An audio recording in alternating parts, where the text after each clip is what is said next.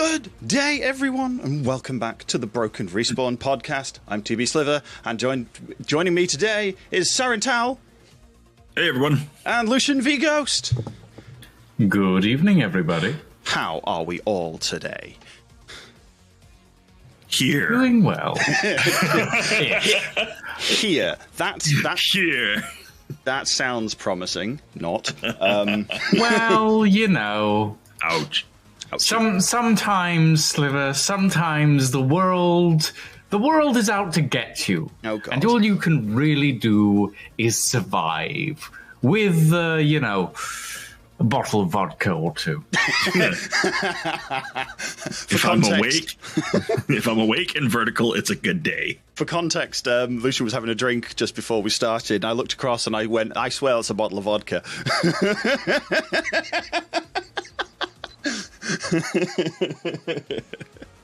Oh dear. Oh, well, yeah.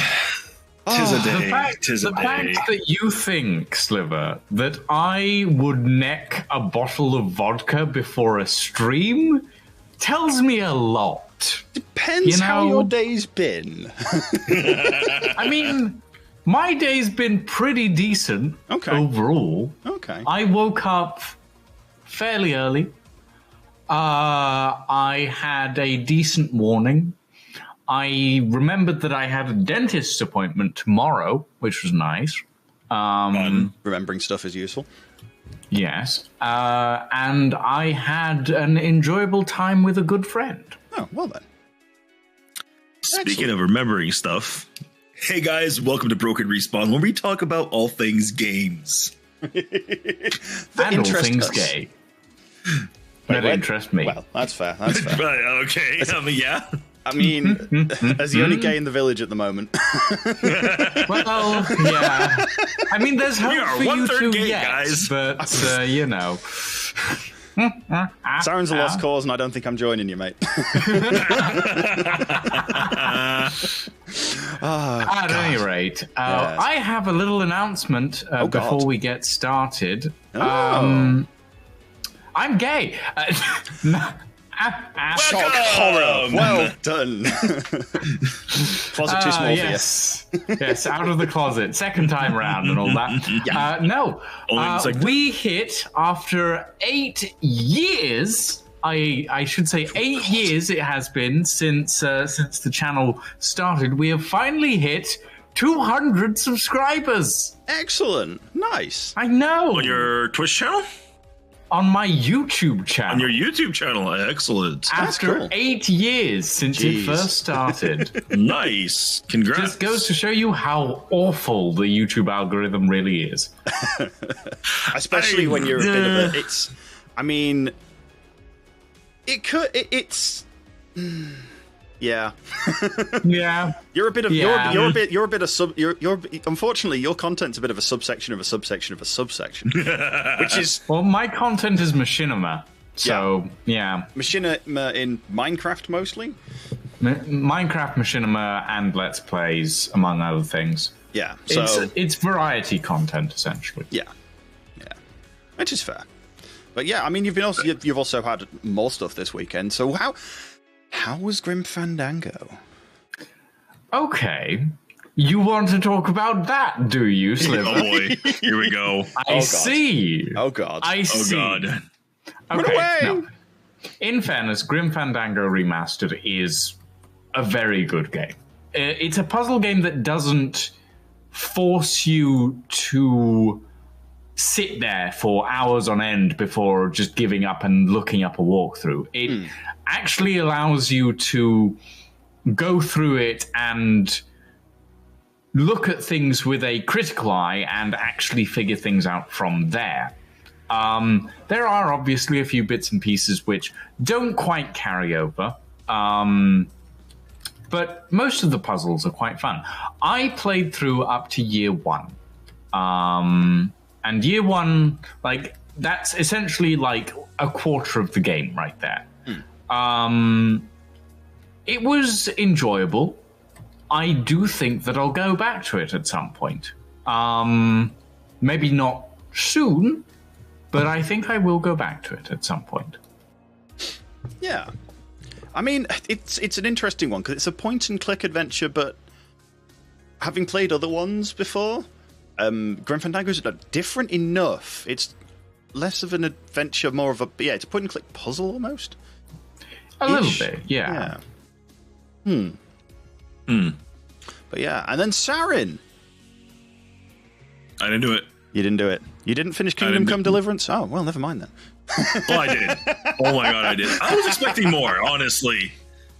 I was expecting a little bit more. I'm hoping that they there's been a lot of stuff coming across my Twitch feed or Twitter feed that the devs are still talking about like game development, and I don't know if they're doing a second one, or if there's gonna be another DLC.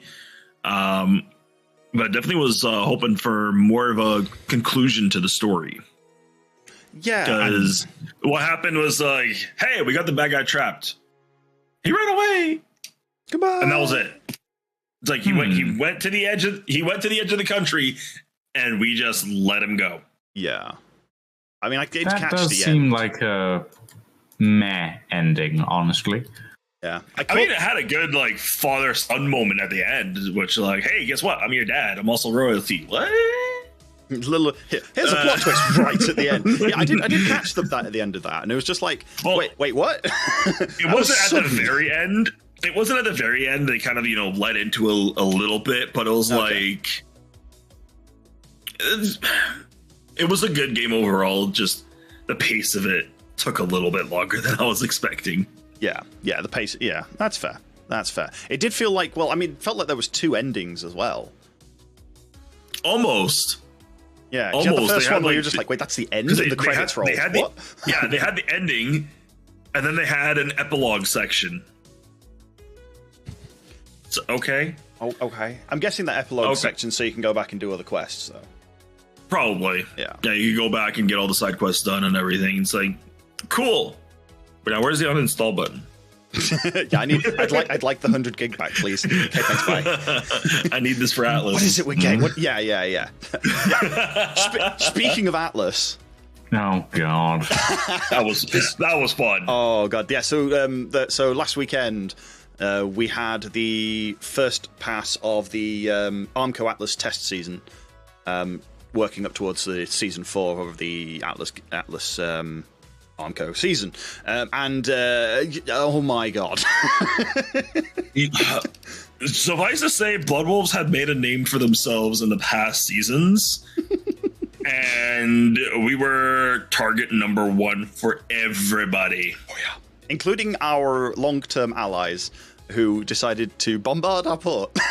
Well, in fairness, your long-term allies weren't exactly allied with you at the time, were they? Exactly. No, but they were allied. I blame the Arbiters for putting the two grinding factions on the same team. How they have so many ships, I wonder. These guys do nothing but grind resources. They have the team that grinds resources. They have the team that gets all their XP, and then they swap out. And then they have the builders. Yep. And then there's, the crafters and all that. And there's 40 of them on at any time between the two factions. I mean, there was, and you're expecting, and there was 10 of us trying to work within, hey, do we all have time to get on today? Cool, let's do something. Let's go do maps. We can't leave port. There's 10 ships out there.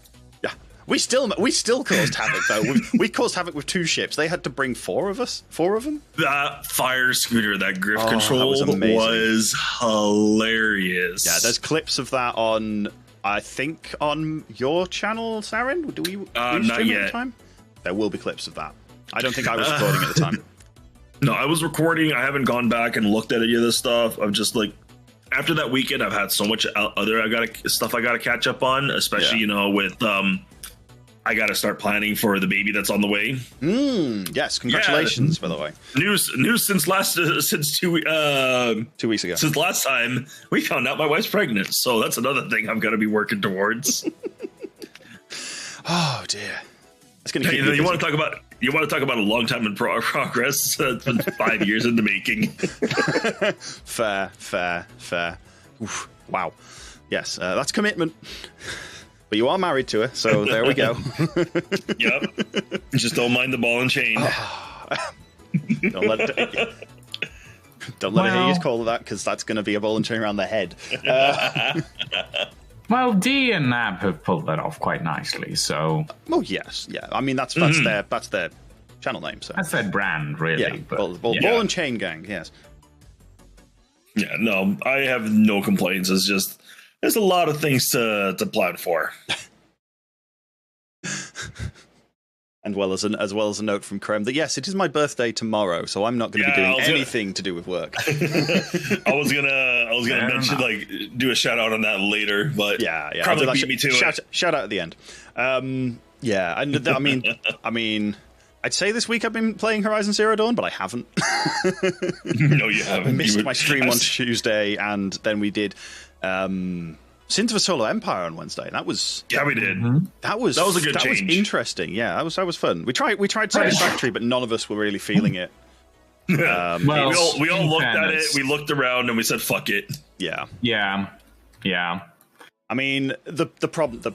I can definitely see the issue with Satisfactory is unless you're either really into it, if you leave it for any major length of time, like even 2 weeks, it's so difficult to get back into it, especially multiplayer. Like single player, you're the only one designing it, but multiplayer, it's like, right, where does this pipe lead? Ah, dear. Yeah. That's why we have labels on everything.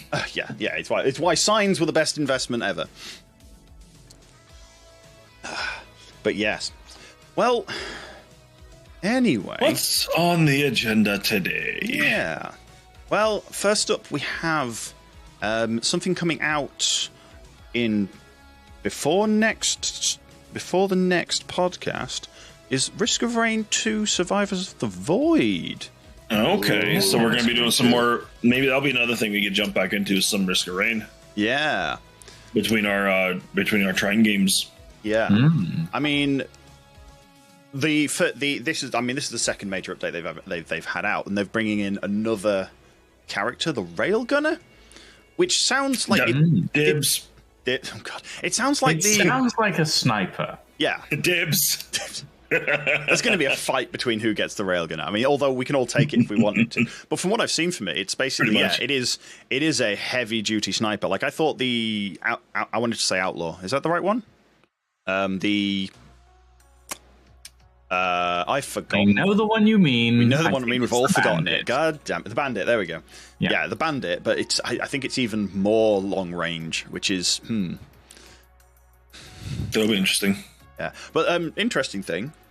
Not everyone has to own the DLC to use it.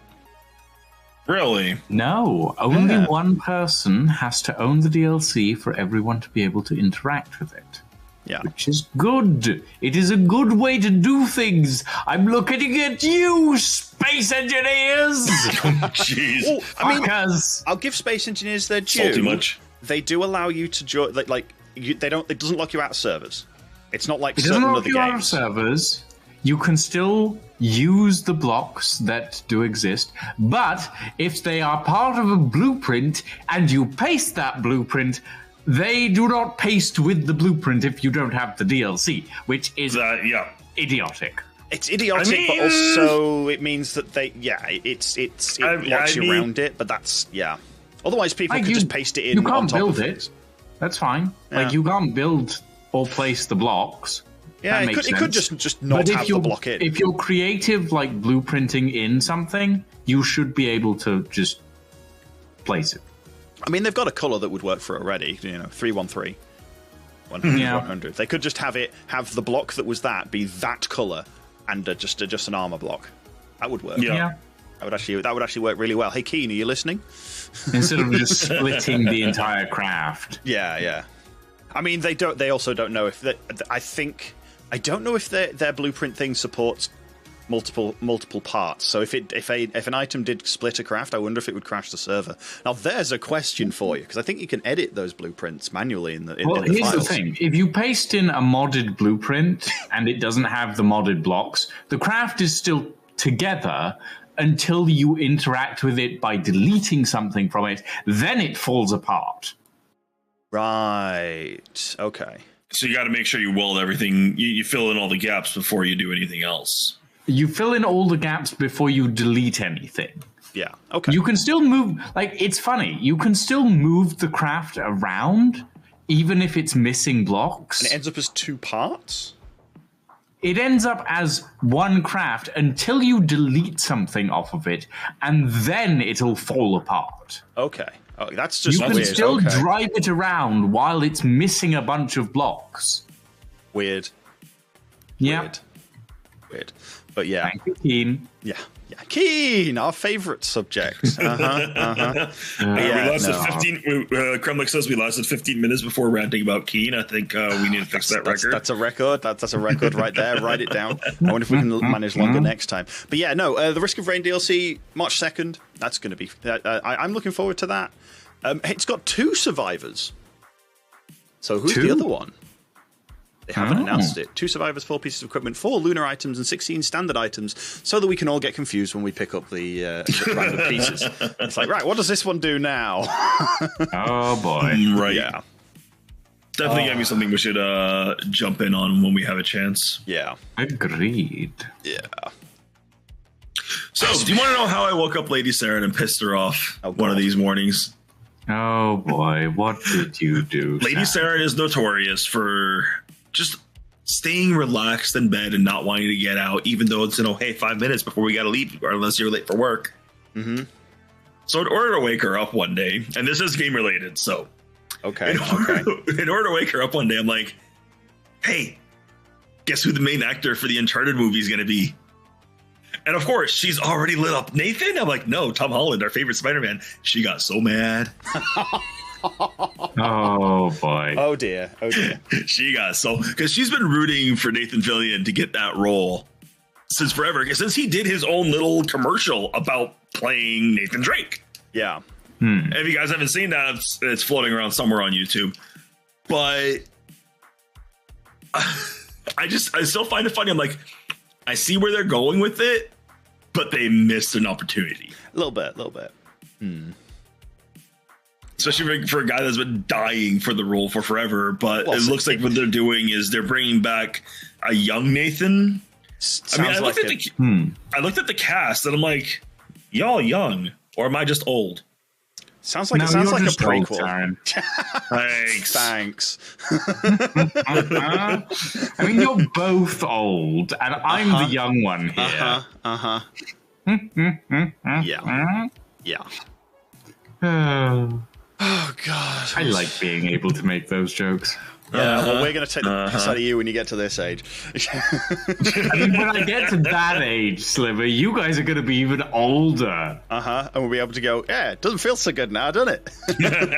Well, no. Like, at the moment, I feel like my body's dying, so by the time I get to your age, I'll be dead. Oh, dear. Speaking of Gen Xers, they're dead. Oh, God, yeah. Speaking of what everyone wants to kill right now. Oh God! Here NFTs! Everybody's favorite subject. Everybody's least favorite subject. I think you mean. Like, I. Cut it! Don't do it! Don't do it! Don't do it! NFT's bad. Okay, right. Next subject. I mean, yeah, pretty much. Yeah, like no, that is. Oh God. Yeah. I like coming from a developer perspective and from the pure technical side. NFTs are very interesting. Very interesting idea. The way they've been implemented, run the fuck away screaming. It's. I mean, I'm guessing you two don't really understand much, if anything, about NFTs apart from they're bad. I looked at NFTs and I went, I'm confused. I'm gonna leave now. Yeah. I mean, it's like me walking into a gay bar. Nice. I mean, here's the thing, Sarin. If you walked into a gay bar, you would think that, and then you would get 3 different twinks to hit on you, and then you'd leave. Yeah, I'd be confused, and then I'd be gone. Mm-hmm. Confused. I'd be confused, grab a drink and watch just go not interested and watch. Because that's what I did last time I went into a gay bar. I just watched. like, it was fun. In fairness, like the atmosphere of most gay bars and clubs is really chill most of the time. As a person who has actively worked in a gay bar / nightclub, it's usually quite chill. Aside from the occasional like 70 to 80-year-old who will grope you, or like the occasional straight woman who will grope you, which is in the hopes that you're not gay, you're at least bi. Yeah. It is a little disturbing to have a straight woman just grope your ass while you're trying to round up the drinks. Yeah. Yeah. That's when you memorize her and cut her off. It's like, yeah, you've had enough love. Like, you're done. Yeah. You're done. Get out. Yeah. But like, yeah. I mean, I was reading around more on the stuff. This is how much we don't want to talk about NFTs. We've ran over to gay clubs because quite honestly, we don't want to talk about them, but we want to talk. I want to talk about them, but also you want to talk about them. Like, yeah. All I can say. 30 second timer. Go. Okay. So the biggest thing I can find about NFTs, on the interesting side, is they're a way to prove a receipt. They're basically a proof of receipt. And that's what they should be used for. Yeah? They're proof of receipt. They are an indelible, non-fungible, hence non-fungible token, receipt of something. Yeah? Whatever you write on the blockchain based on it is that. What they're being used for at the moment is saying that I have a receipt for an image of an ape that has an eye patch and various other shit. Like, I've seen some really cool images on it, but I'm not going to buy the NFT. I'm just going to right-click Save As. Fuck that. Yeah. It's a meme. Like every single NFT is a meme basically these days. Like the usage for NFTs I'd love to see is for making your wallet, or whatever the hell they actually call it. I can't remember the exact term. I think it's wallet because it's the same as it's based on cryptocurrencies. Is your wallet is your game library, and the non-fungible token is the license for the game, which means you can sell it on. That's what I want to see. That would be amazing, and I'm fairly sure you two would agree as well, that the ability to go, actually, I've had enough of this game, and sell it on. And using that would be... Especially with digital games, because I can't go to you. It's like, hey, I have this game. Do you want to buy it off of me for like $10? Yeah. And that would be good. Yeah. But if that was something that like someone would want to implement, I would want it to be separate from cryptocurrency. Yeah. Because well, or at least it's a cryptocurrency that's I don't want it based on a current blockchain, because all the current blockchains are massive and stupid. It's a separate, like, I want a blockchain technology that's not energy wasting and stuff like that, because it doesn't need to be if it's just for like Steam, for example. If Steam did a blockchain, they'd probably just put like 5 servers in the cloud on various sides of the network, and they're the only people that need to care about it. But it would mean that until somebody jumps into their servers and pulls the info. Yeah, but that's irrelevant. That's the point. It's irrelevant at that point. It can be they could actually decentralize it if they actually wanted to. But I mean, the thing there is as well, like, we can't resell our keys at the moment on something like Steam, because there's no way. Like, Steam's like, well, if I pass them around, if you pass them to other people, no one's getting any money back.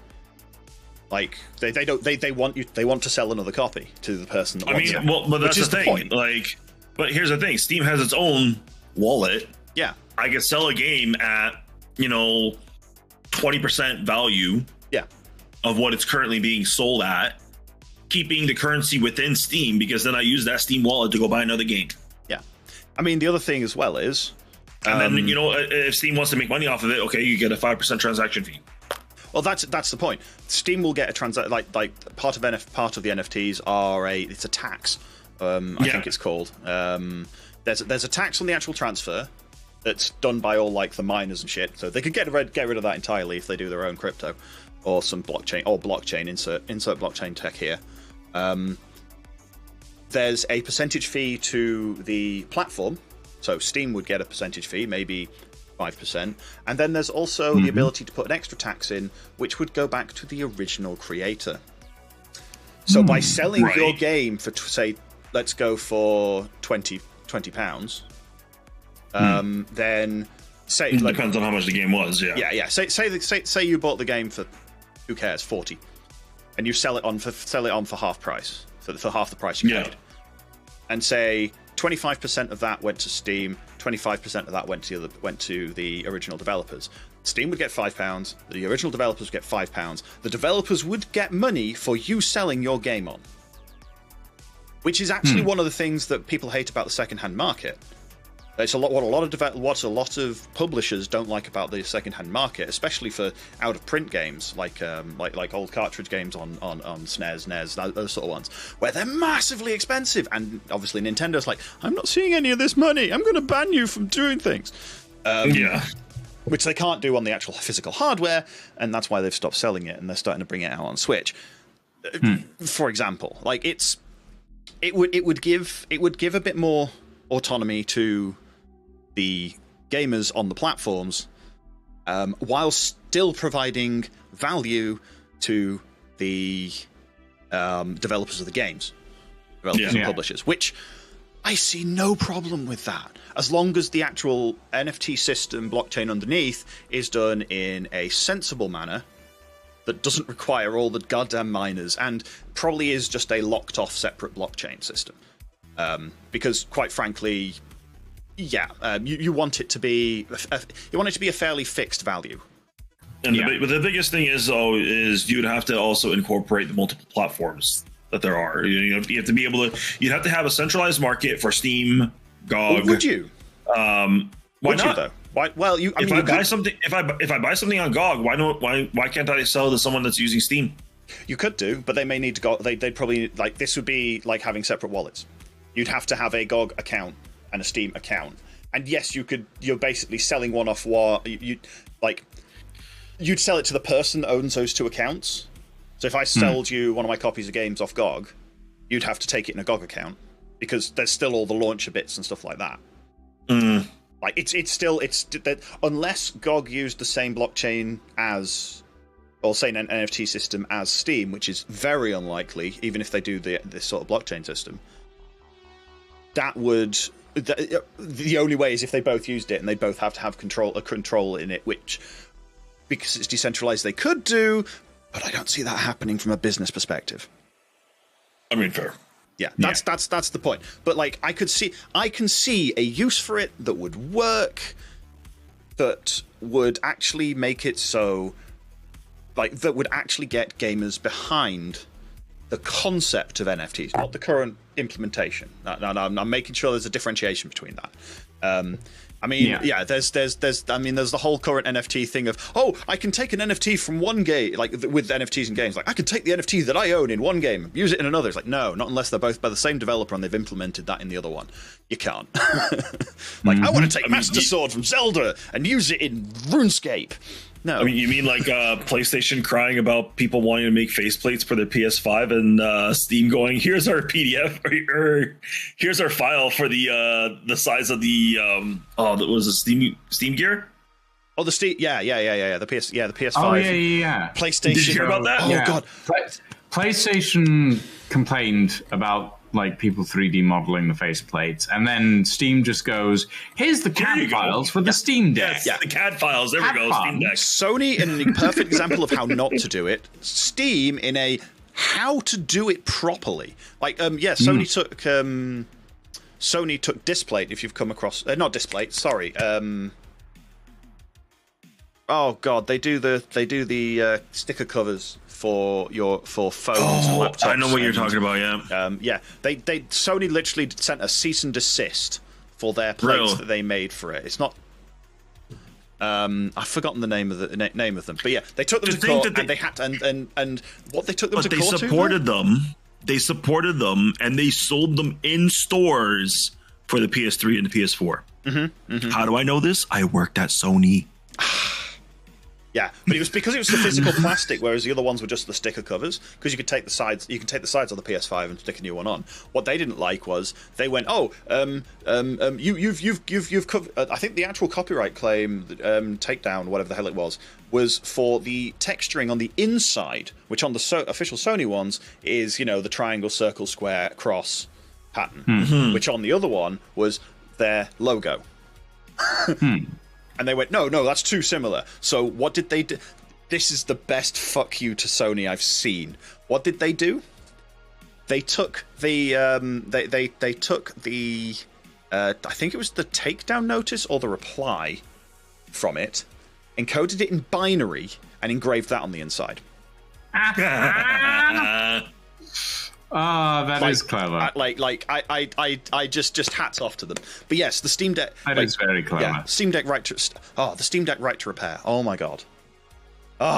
Makes a hardware tech makes a hardware maker person like me open source software hardware. Apparently, very interested. They gave us the right to repair. You've got the right to repair. Did you not see that? They actually released a video that says this is how to take it apart and this is how to replace a joystick. That was that came out like in December. They actually released a full-on video on how to take it apart and replace a joystick, and how they pointed out the various bits and went, right, these are going to be easily replaceable, these are going to be more involved, these are going to, and every single part is going to be available on a store. You break a joystick, it's like $12 for a replacement. I'm like, yes, please, thank you very much, carry on. Steam's showing how to do it properly. I want to get a Steam Deck now. I want a Steam Deck for the sheer fact of it's an interesting piece of hardware, but also I can't afford it right now. But yeah, I mean it's from £300 to £600 depending on the model. I'd go for the top end one because I'm a greedy git like that. I want the hard drive space because games are getting big these days. So hold up, with that being said, can we not just pop in a new hard drive? Yes. The Steam Deck is upgradable. However, it's also got limited space. Yeah. So the three. Right, but if it's running on M2 drive, it's running on an M2 1200. I think is the correct one. 2280. Sorry, it's 2280 is the standard thing, which is the length of the M2 drive. Yeah. So you think about standard M2 drive, how long it is. Right, the one in the Steam Deck is less than a quarter the length, and has to be a very specific height as well. So they've had to be very specific about which ones go in, and they basically say you can try it, you can get them in there, but some of them have the chips on both sides, and the reason they only go up to 512, not 1 terabyte, is because there's no single disc 1 terabyte one, and it's officially out next week for the Steam Deck. There we go. If you have a pre-order for it, keep your eye peeled, because eyes peeled, eye or eyes, or no eyes if you're blind, peeled for an email from them to say you can finally buy it, because you'll be in a queue for purchase. I think they're opening. They may be opening pre-orders again, because they're going to still have to do it in batches. I mean, it's like the Steam VR. What's the VR headset? Another thing on my shopping list. Yeah, it's in my shopping list as well. The Index. The Index, yeah. I'm still very tempted. I still want an Index, but I'm also very tempted to just go, right, fuck it, I'm going to get myself an Oculus. Yeah, but all my shopping lists got put on hold. Yeah, well, yeah. Yeah, I mean, your shopping lists are on hold for the next 18 years. You know that, right? No. Yes. We still have a lot of my little guy's stuff from when he was little. So. Oh, fair. Well, yes, of course. Yeah. Second kid. That's fair. Well, it's a little easier the second time around. In fairness, been there, done that. A lot of the stuff will still be on hold for the next 18 years because, you'll probably have stuff for the next 4 years, but after that, you're going to have to start acquiescing to demands, as it were. I mean, this is why I have an Amazon wish list and why I'm trying to increase my streaming exposure. That's fair. That's fair. That's fair. Hi, YouTube. Whoa. Yeah, because I could honestly pull in more with this than I could with work. So, I mean, yes, but also the potential is there. Yeah, it's got potential to get up there, but it's so much harder. A guaranteed job is definitely something to have. You know. Oh God! I say without a guaranteed job. Yeah, etc., etc. Yeah, let's not go too far into that. Yeah, I mean, the other option, the other option for this is we start a Kickstarter for a game that's not released yet. No. The other option for this is to post a set of art pieces like comics on Tumblr, then sell them as NFTs. Yes. No. Then make a Kickstarter to produce a TV show from those cartoons after they get popular on Tumblr, and then run away with the money. Wait, which one's this? I shit you not, actually has happened several times. Wait, what? So obviously Tumblr has had several scandals, as it were. Like Tumblr is the scandal central of the internet, as it were. Why are they all on there? Why do they let them on there? One of the most well-known ones is known as Bear and Police Officer. It was a small art piece that was produced by a small-time artist who posted it on Tumblr. It's essentially a picture of a police officer writing out a ticket for a bear cub who is comes up to her knee. And it's quite adorable. It's quite cute. Someone decided, you know what's a good idea? I want to start a Kickstarter for this to make it into a TV show. And I'm going to set the goal at $25,000 US, right? Okay. This went quite viral on Tumblr. And 25,000 suckers later. The Kickstarter actually completed. And then the person who did the Kickstarter disappeared with the money. Completely gone. This has happened, folks. multiple times on Tumblr. So yeah.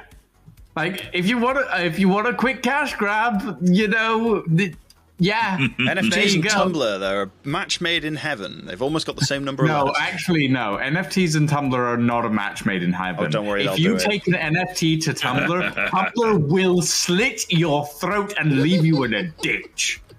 I am not kidding. The amount of times I've seen someone say the word NFT on Tumblr and Tumblr immediately reacts with taking out a knife is... I now want to make a bot that goes to Tumblr and it's just called NFT bot.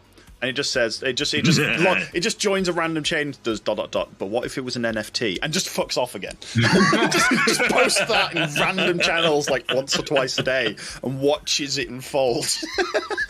I've got to be honest, that would probably get murdered really quickly. Oh yeah. I mean, maybe not do it as a bot. Maybe just make a real account. It's just like, no. But what if it was an NFT? Watch. Run away. Block emails. Because fuck, is that going to be loud? Oh, God. Right, so we're talking about Kickstarters or are we talking about movies? What do we got next? I don't know. Let's see. What is next on the list? Back to the Kickstarters is Star Citizen. Who is? Kickstarters. Back to the topic, Lucian. Just off in another direction. Yeah. I mean, you should expect this by now. Yeah. Oh yeah. There's no tangent like Mr. Tangent Man. Shoot him. But yeah, no. You've both played Star Citizen. Sarin, I know you're actually you're a good fan. Lucian, you're waiting for the bite. I would love to play more Star Citizen. I just need more story. I need more story in it. That's when the it thing. comes to Star Citizen, I'm always going to be on the fence, and I think this is fair to say. Mm-hmm. I'm always going to be on the fence because Star Citizen is not traditionally a game. No. It is very much an experience. And we've all said this before. Star Citizen isn't a game. It is an investment. It's an experience. Simulator is probably the better term than game. Yeah. I will always be on the fence because of that. Yeah.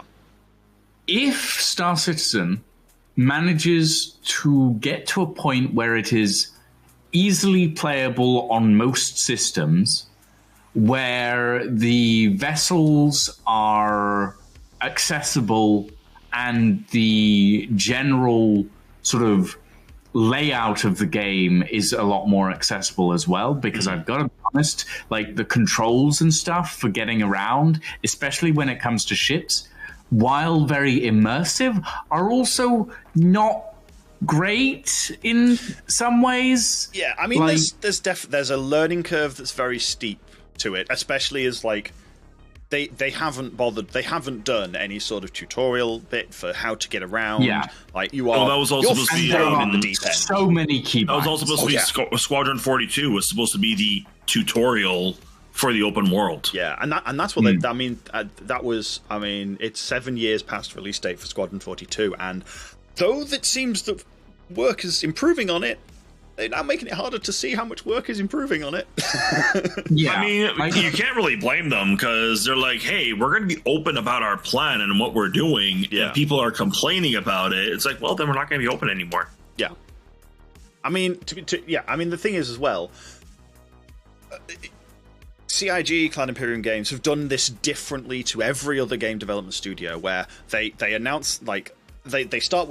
Normally, you start working on a game, you get to a point where you've got a working prototype that's good enough to show. You show that game, and then you disappear for 3 years, come out with the actual game, and then you spend the next 4 years bug fixing it. It seems to be the thing. Yeah. Unlike previous times where you disappear for 3 years, come out, and it's perfect, or the bugs are permanent, like Pokemon. Yeah, the bugs are just missing no. Yeah. God, I don't know. I want to know how they found that one. That's a story to itself. I want to know how someone found Missing No. Oh, I found it. No, as in the person that found Originally? it originally. Yeah, who found that glitch? Like, You want to know what this funny story behind Missing No?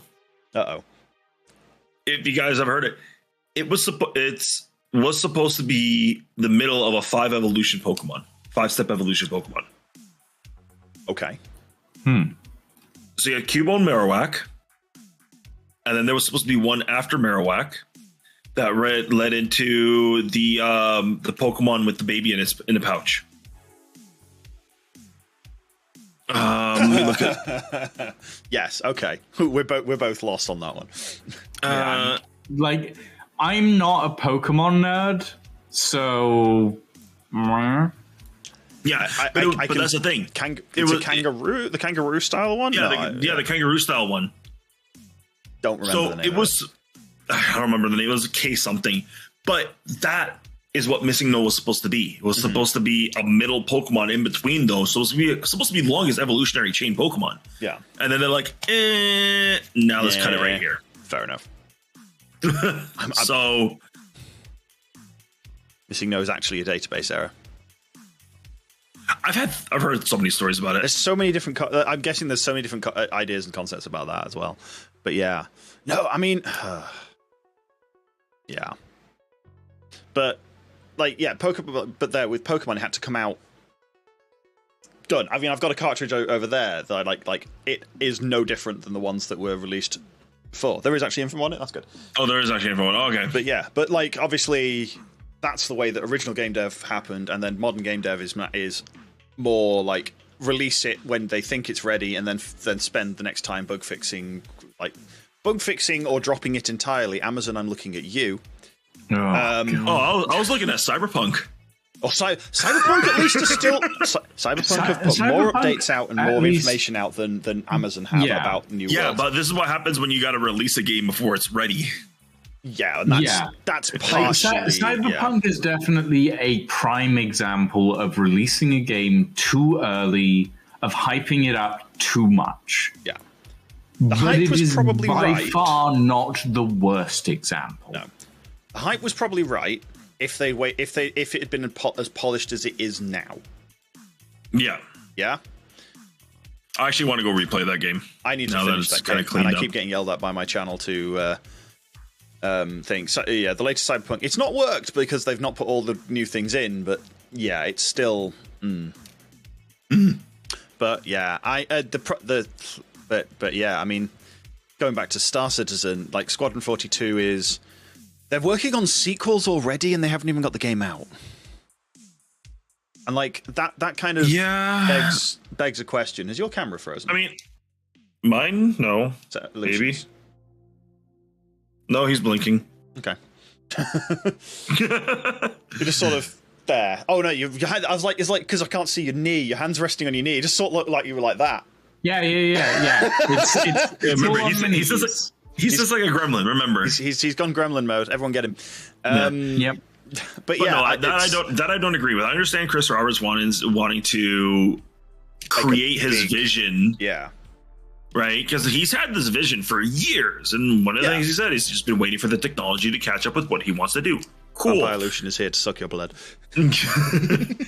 Please get done what you originally set out to do. If you want to add more to it, just as long as you have the base. Yeah. There's enough of the galaxy for us to waste our time in for the next 2, 3 years, 4 years, for you to come up with, extra stuff.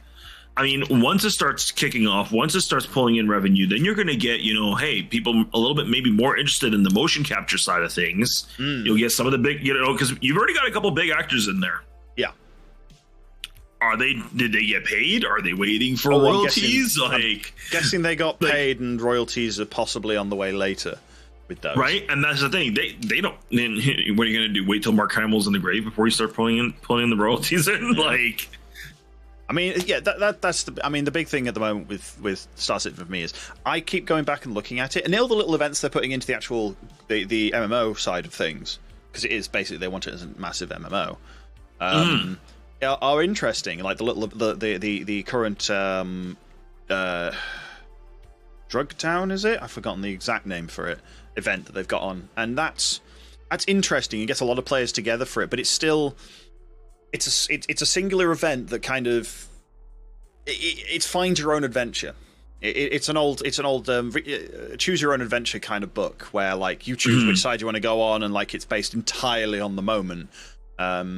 Like last time I did it, I was playing the good guy while playing with the bad guys because we got more money for it. So what I went in as somebody to pick up the drugs as like with 0 crime stats, so I wasn't trackable or anything like that. Dropping them into my little ship, flying up to someone with a large carrier, and then going back and get it again.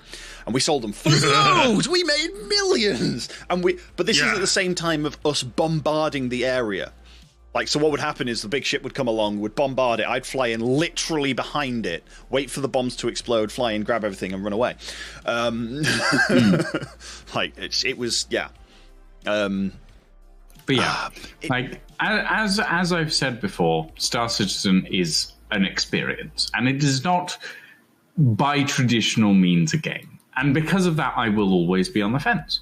Yeah. And that's not a bad thing, in fairness. It's better than it's been with some games as well. Yeah, like some games I've literally looked at and I've gone, I am not playing that. Yeah. I'm not touching that. I am not going to even poke that with a 10-foot pole. I'm going to throw it over my shoulder and never look back. Like some games I have certainly just gone, I will not look at this. And like Star Citizen is one of those games that I've gone, I will look at this. I will probably enjoy it at some point in the future, but it is not now, essentially. Enough. Yeah. Moving on. Next up, we have Ghostwire Tokyo, which is a new game coming to the PS5. I know nothing of this game. Is this one you know? I've seen the trailer. Okay. I've seen the trailer and it looks interesting. It gives me vibes sort of related to Dead by Daylight, a little bit of Cyberpunk, a little bit of Shadow Warrior, Resident Evil, sort of stuff like that. It looks interesting. But due to the fact that I do not own a PlayStation and I have never played on a PlayStation and generally am very much a PC gamer, I do not feel like I'm qualified to talk about the mechanics of the game itself. I mean, what even but kind I of can game talk is it? about the theme. Yeah. So the theme is cyberpunk horror fantasy by the looks of it.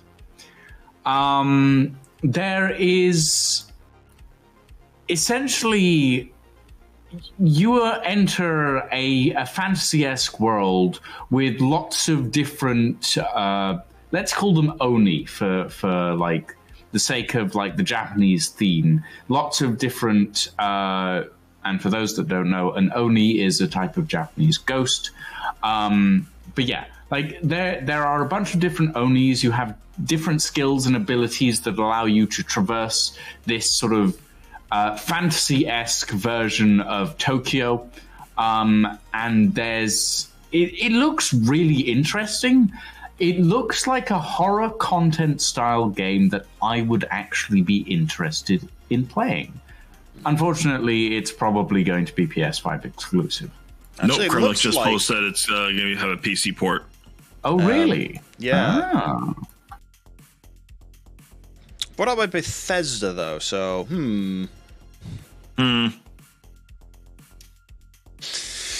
But, yeah, I mean, available on the 25th month. Oh, wait, no, they've written this in American.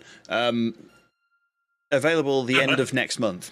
There we go. They've written in American. Yeah, they've written in American. 325. It's like, what? But, I mean, it's on PlayStation 5. I don't know.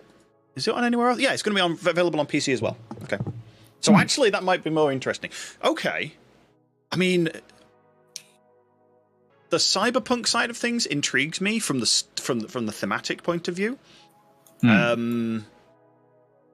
mean, what kind of game is it? Is it a first person, third person? I RPG, do not know. Action. I'm assuming by what Kremlik has put in that it is sort of first person, Dishonored style, like stabby. Okay. Essentially. Okay. So a combat driven. Yes. Roleplay. So combat driven action RPG sort of. Yeah. Okay. Sounds interesting. I'm gonna have to watch the trailer then because that does sound interesting. I mean, I've bounced off Shadow Warrior, but I might go back and try it because I've seen Shadow Warrior 2. I want to try and do actually want to try that. That looks a lot more. It looks more like a looter shooter than Shadow Warrior 1 was. I mean, I got slightly miffed when I kept blowing myself up with random cars that died to a single hit. And there's dog petting. That's the important part. Yeah, you can pet the dog. There we go. You must. You can. You must pet the dog. There we go. You must pet the it dog. leads The you dog to will... locations and items. Yeah. Okay, you've got to pet it is the dog. not an option. You must pet the dog. They should. There's a game in there. All good dogs deserve pets. Yes. And all bad dogs just didn't have enough pets. You're probably so make sure you pet your wrong. dog. Probably not wrong. But then, I mean, yeah. Unfortunately, onto one that onto one that now gives you Robo Dogs. No Man's Sky. Yeah. There's a new update coming. A new Hello Games with their amazing amount of stuff. What? More updates? More what? For free?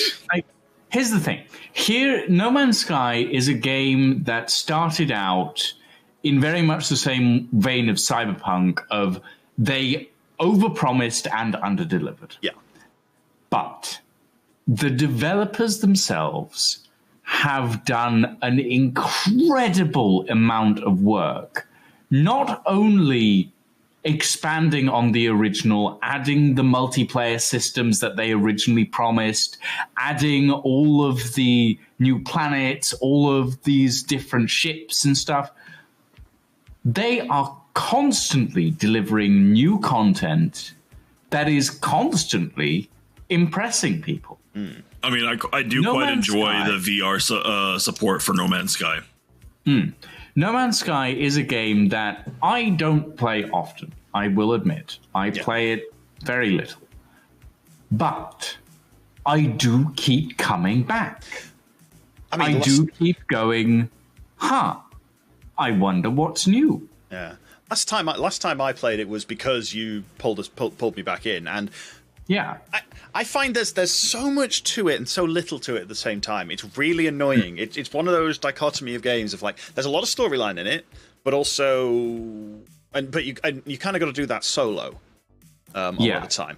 But there's also base building and there's exploration and it's such harvesting a broad game. Harvesting. There's harvesting. You've got your animal tames, which broad game, you've got now, like I said, you got now a drone combat pet. That's in the notes that Kreblik put. So they're just constantly coming up with. They're honestly, what I think is that they're listening to the community, what the community is expecting from the game. Yeah.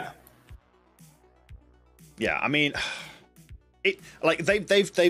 I hope Cyberpunk goes even further this way, but it doesn't look like they're going to the way this has.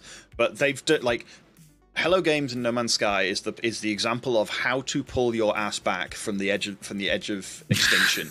By fucking up a game release. Expand on it. Yeah, like. It's not for everybody. The bit that I absolutely hate about the game is the landing technique, which is just press spacebar and you land. I want to actually land, please. I can see that. And that's what that's like. First time I played it, I literally ran into the landing pad like billions of times. I think Sarin would remember this because I played it with you at the time. I kept running into the landing pad and couldn't land, and that was my first half-hour experience of I don't know how to land, and you didn't show me how, and it missed it, and like it's a good game otherwise, but it's that stuck with me. That's like 3 years ago, 2 or 3 years ago now. But yeah, I mean it's still very, very cool. It's still a very good game with a lot of interesting content. I mean, you want a game that doesn't give you a tutorial? I can always bring up our favorite one. Which one? Elite Dangerous. Oh God. No. Like I'd rather play Star Citizen at 3 frames a second. Oh dearie me.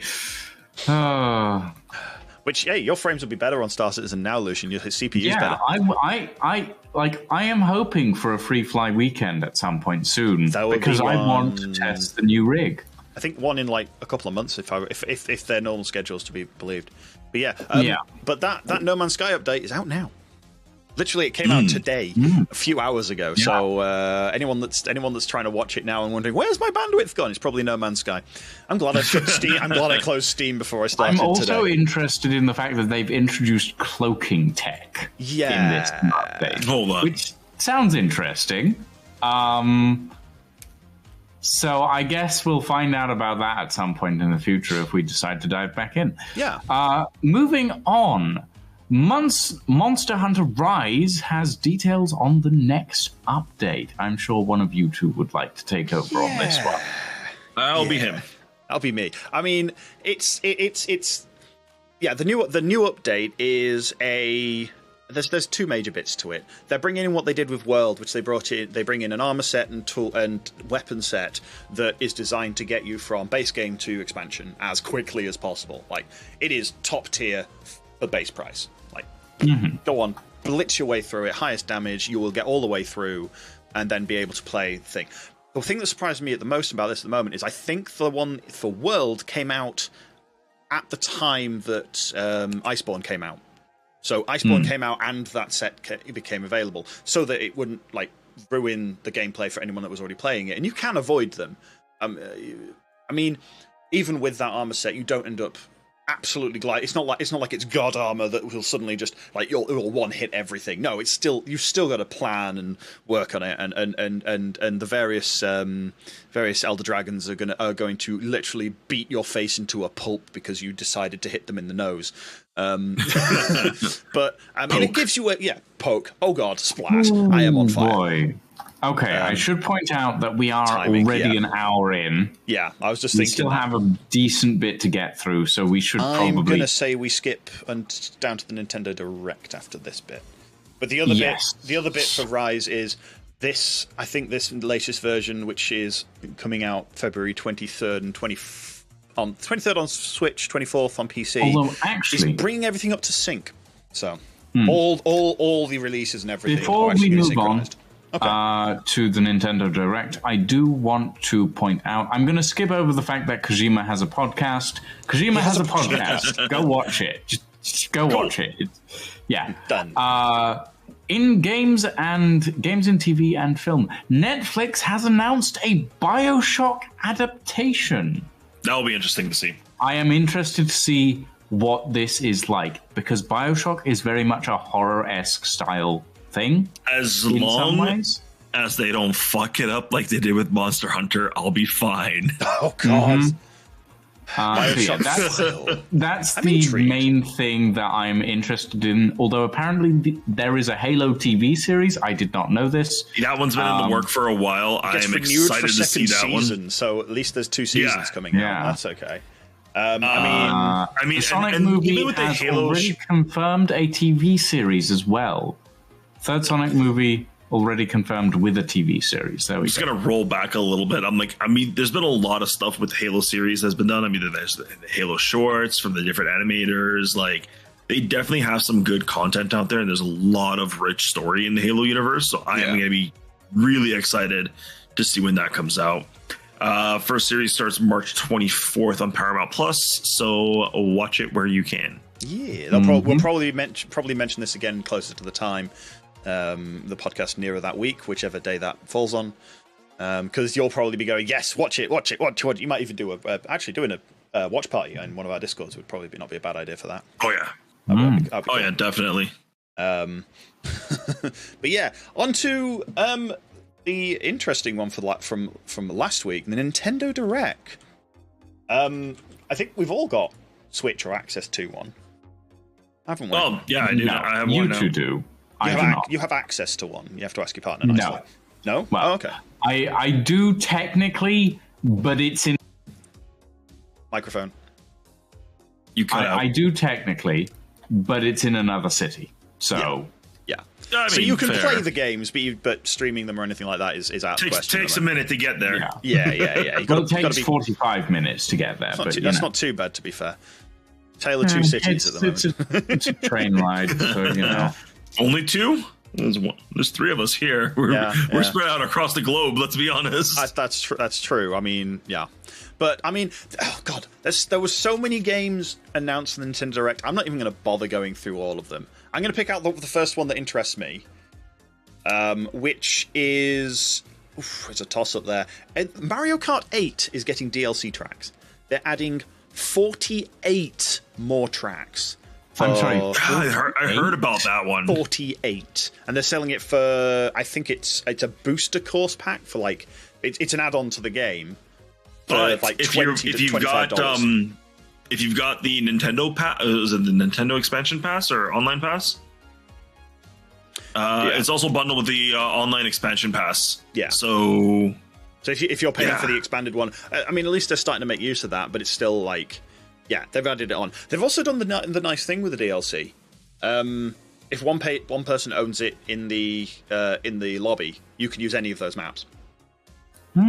So that's nice. That's actually a good way of doing it. And if you want to play them as the base game, you can still play them as the base game, but you just got to go onto online random lobbies, which is kind of fair enough. They're releasing them in waves. I'm intrigued on that because adding 48 maps, I don't know if that brings it up to every single map ever done on a Mario Kart. But that's got to be damn close. I could probably see myself getting that. I'm going to quickly run through this. I heard the Pokemon. Go on, grab it. There's a Pokemon one? There's a Pokemon? No. Not a Pokemon. I thought I heard a Pokemon jingle. Probably my little guy playing on the TV. So, we're going to quickly run through this.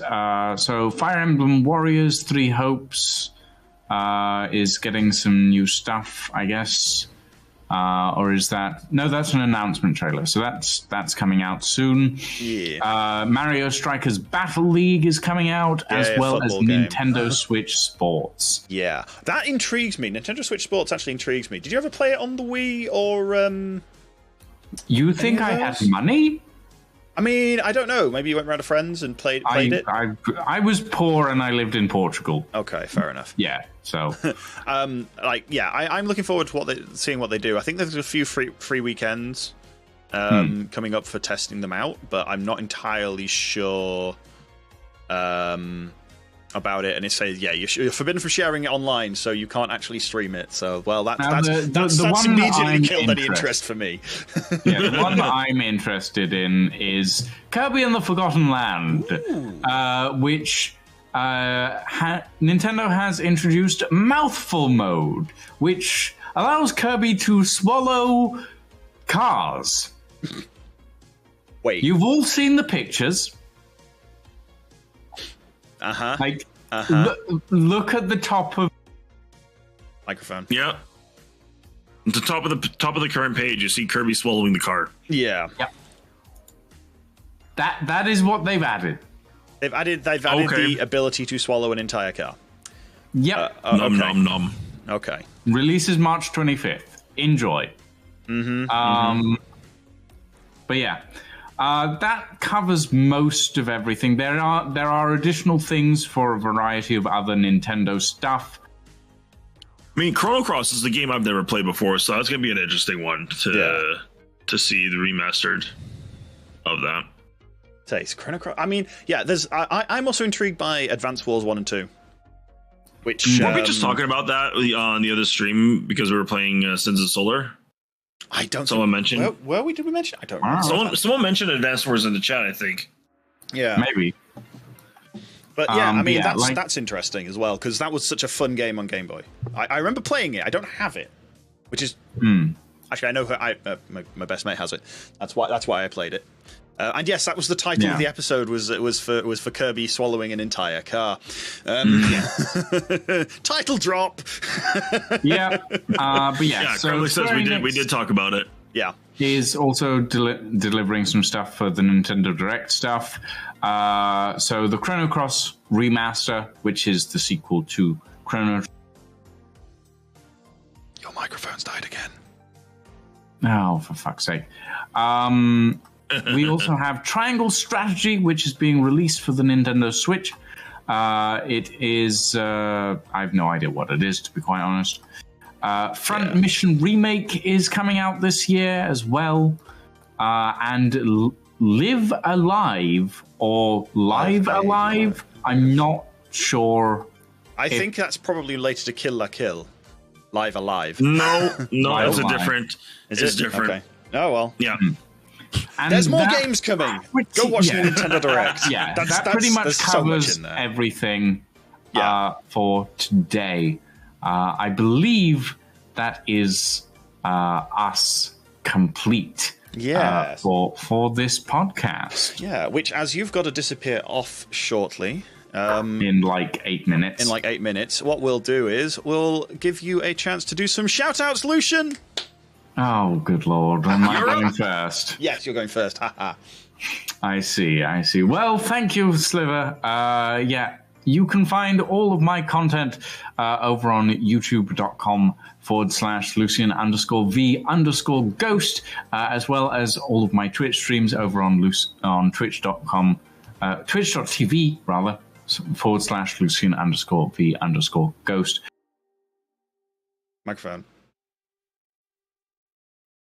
Microphone.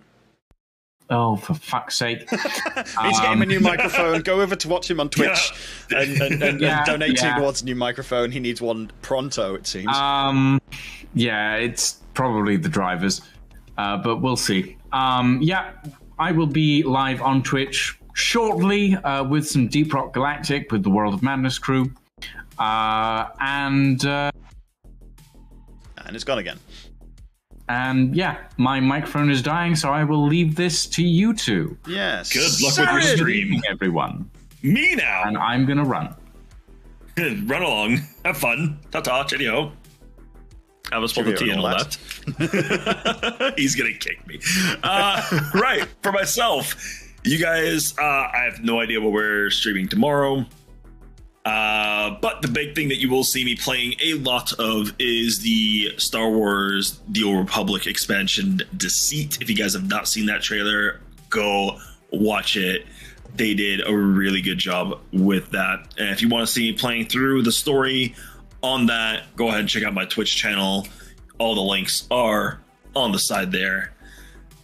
Yeah, And stay tuned to my Discord, which is not linked there, but you guys will be able to get that through the Twitch channel for any announcements of special events, streams that are coming up or happening. Yeah. Over to you. Over to me. And yes, I'm TBSliver, one of the third and final host of today. Yep, I will be back tomorrow on twitch.tv/TBSliver. That's sliver, not silver. Make sure you spell it right. Otherwise, you end up somewhere else. I really need to sort that out. I am a variety streamer who plays all sorts of things. At the moment, I am working through Horizon Zero Dawn. So you can come along and see where the hell I'm up to with that. I think I'm playing on one of the hardest difficulties on it, which has been actually kind of interesting. I've gone very sneaky and died a lot of times to big things going, hi, smack.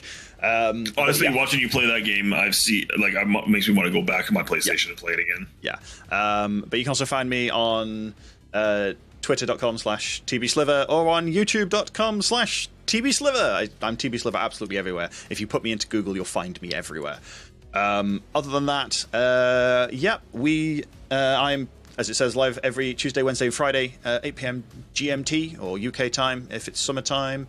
And yeah, that's about it. The only other thing is our secret monkey in the background, Kremlik, who is the gatherer of all the news. And puts together the notes for things that we have to then speed through because we've had to skip a load of things. But yeah, that is everything for this fortnight. We'll be back again in 2 weeks' time. Same damn place, same dumb time.